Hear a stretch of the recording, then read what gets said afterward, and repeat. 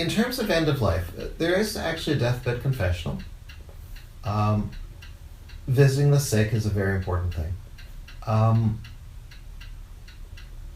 There are different opinions on end of life. One is not allowed to kill someone, but one is not required to sustain them either.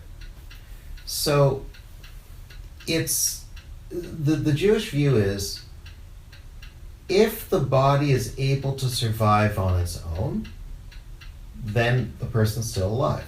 If the body is only being kept alive by artificial means, then it's time to let the person go. That's the general rule. It's much easier to not put in a feeding tube than to remove a feeding tube. Once you put in a feeding tube, then you've got problems. Because now it's like, if I take this away, it will kill them. So that creates ethical issues. And there are, in Judaism, there's always two or more opinions in everything. And I can point you to a couple of contemporary essays where one speaks in favor of end-of-life change and one speaks against end-of-life interference and what to do about life support. So in the event that they have to do a feeding tube, would they opt for it or against it? Is the person likely to recover? Oh, that's the question. If the person is not ever going to get better, then they're in we have a category of human being called a gosses. A gosses is someone who's doomed to die.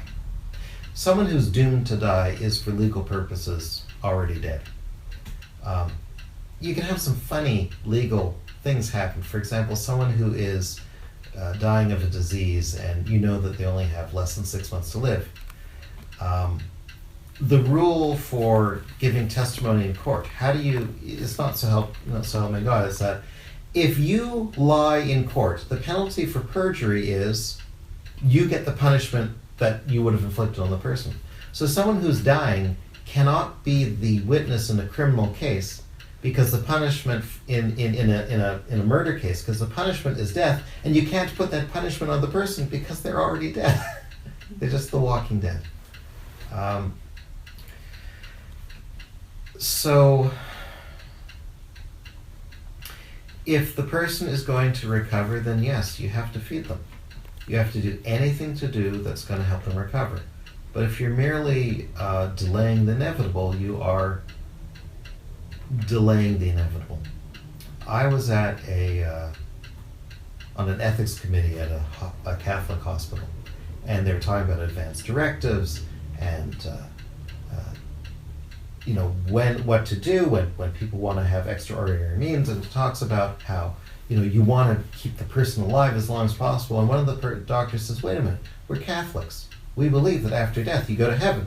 It's a wonderful thing. Why are we, and God is calling the person home, why are we interfering and preventing?" Mm-hmm. And everyone in the room stopped and said, "Well, that's an interesting question." Mm-hmm. Why do we do end of care anything? Why not just it was a great question, wasn't it? It's like, maybe the fear of the living. It could be the fear of the living. Mm-hmm. But death is a part of life.